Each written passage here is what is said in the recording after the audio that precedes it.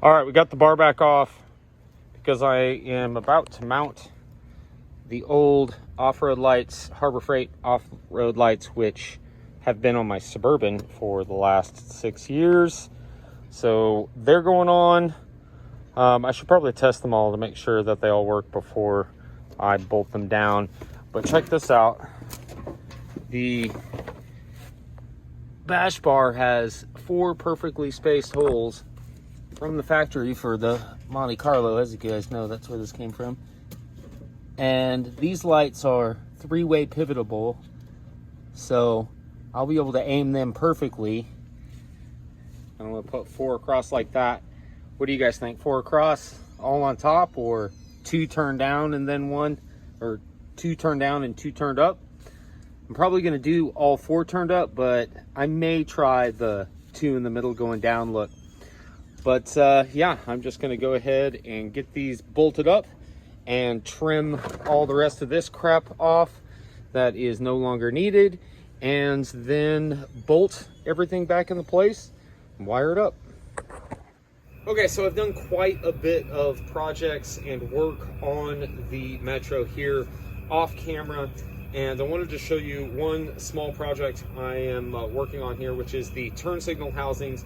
I have used Walgreens fill containers.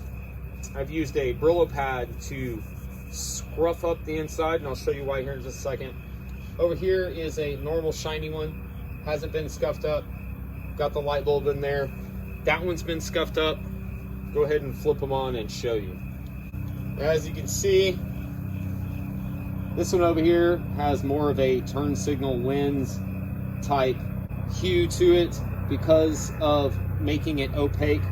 The shiny one over here, not as much, and you can see the bulb in it. So I went ahead and scuffed up all of the pill bottles, which is 4. Got 2 parking lights and then 2 turn signals. So I'll go ahead and off camera drill a hole in the lid, slip the bulb through, silicone the bulb in place, and then mount the lid and the bulb so that I can easily remove,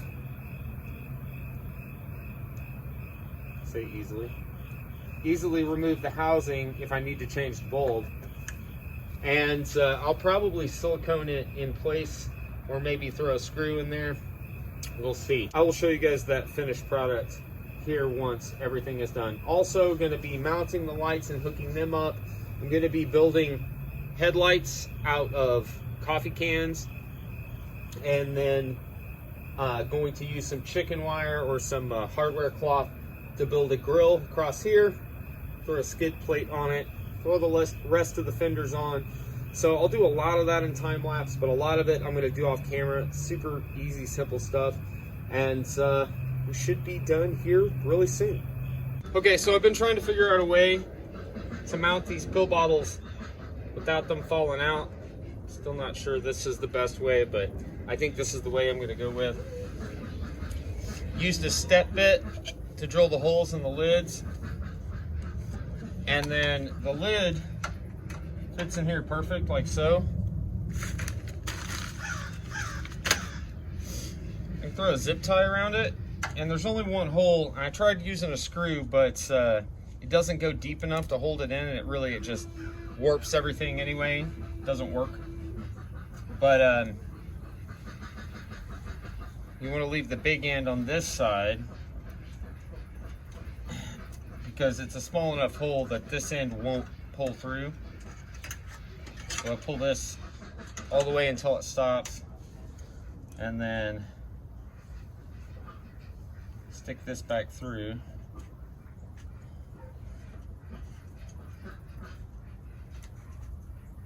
Put this up on the big part. Takes a little finagling, but that just means it's nice and snug. There we go. And it does warp it a little bit, and then of course I'll stick it through and lock it in place, or the zip tie in place anyway.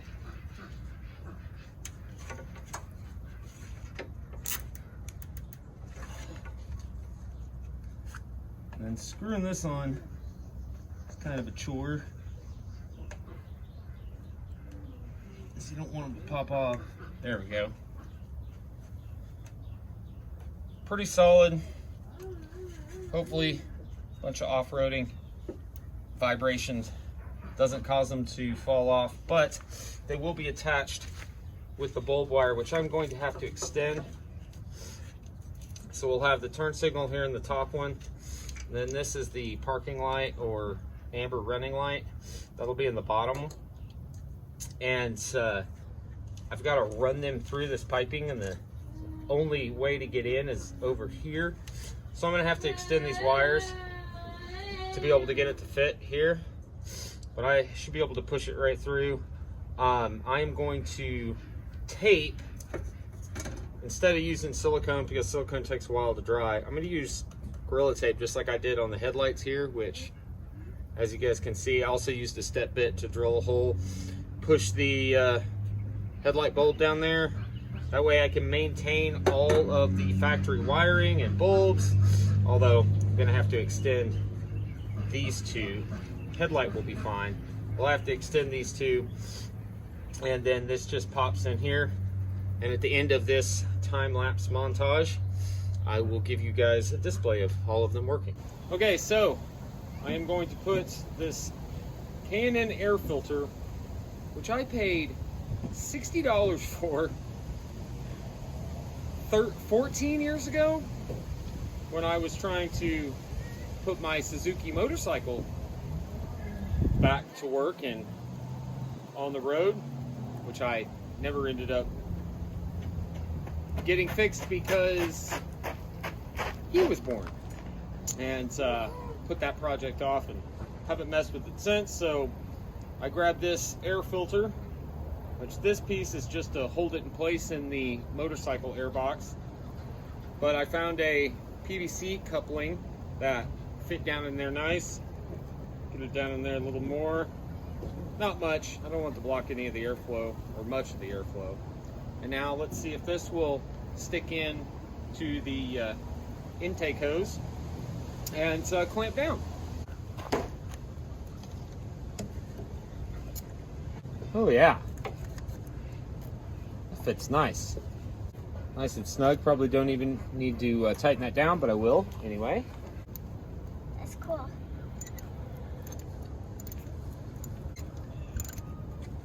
Well, you know what? Just in case I have to use a screwdriver, let's get it down here on the side so I can do it from the top. Yeah.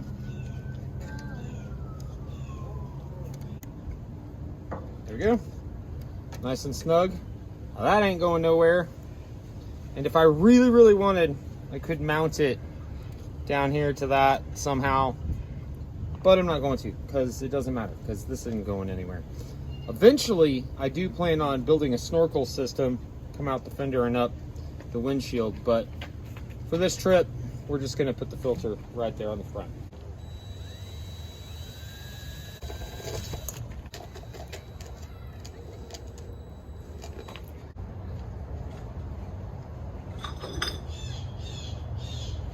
Maybe too tight. Let's check it. Oh, look at that. Ah. Perfection. Shouldn't have any issues with leak and shoot. I don't even need to zip tie this on there like I was thinking. This thing is stout. In place. All right, I gotta extend the wires on this and the lights. We'll get that mounted.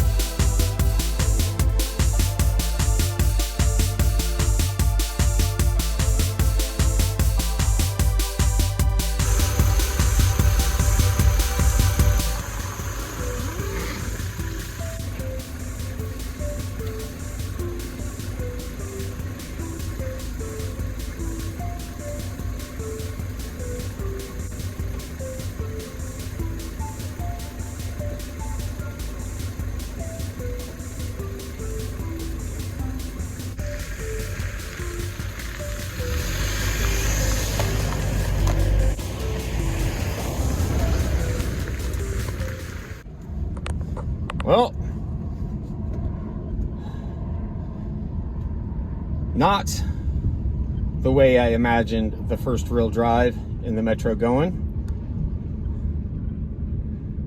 Went for supposed to be just a quick like 5-mile drive this morning. I actually went for a 5-mile drive last night with no problems. I went for a little 5-mile drive today. I don't know what's wrong with it. I checked the timing belt, that's fine. I don't know if I knocked the ground loose or I screwed something up in the wiring last night. But, yeah. No good. So that's going to do it for part 5. Make sure you are subscribed so that you don't miss part 6 when I drop it. You'll know exactly why the Metro died and what I'm doing to fix it. Got several other parts coming up after that to get this Metro finished and onto some gamblers. Thanks for watching. Don't forget to like, subscribe, share, all that good stuff. Billy D, getting towed on out of here. We'll see you in the next one. Peace.